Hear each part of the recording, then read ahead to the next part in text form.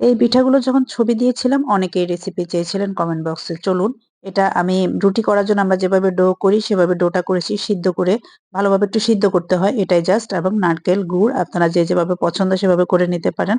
গুড় দিলেও পানির মধ্যে গুড়টা দিয়ে আটাটা করে নিবেন আর নারকেল দিলেও পানিটার মধ্যে করে দিবেন তাহলে নারকেলটা খুব দ্রুত নষ্ট হয়ে যাবে না। ২-১ দিন পিঠাটা রেখেই খেতে পারবেন। আমি আমার পছন্দ মতো শেপ দিয়ে নিচ্ছি। গোলটা যদি না পারেন আপনারা এভাবে লম্বা শেপও বা পাতার মতো করে গোল করে যেভাবে যার ইচ্ছা সেভাবে শেপ দিয়ে পিঠাগুলো এভাবে তৈরি করে নিবেন। একদম লাস্টের পিঠাটা একদম ছোট্ট হয়েছে আমি বানিয়ে নিয়েছি। পাশের চুলায় কিন্তু আমি পানি ফুটতে দিয়ে দিয়েছিলাম এবং পানিটা ফুটে উঠেছে। ফুটে ওঠার পরে আমি কিন্তু এখন এই যে একটা ঝাঁঝরিযুক্ত বলের মধ্যে আমি দিয়ে দিয়েছি। আলাদা এত কিছু ঝামেলা করার কোনো দরকার নেই।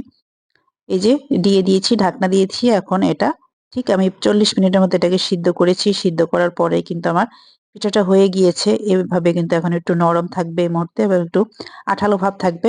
এখানে টেনশন করার কিছু নেই। একটু ঢেলে দিলেই হালকা একটু ঠান্ডা হবে যখন এটা আবার ঠিক হয়ে যাবে। চেষ্টা করবেন এভাবে একটু ঢেলে ছড়িয়ে দিতে।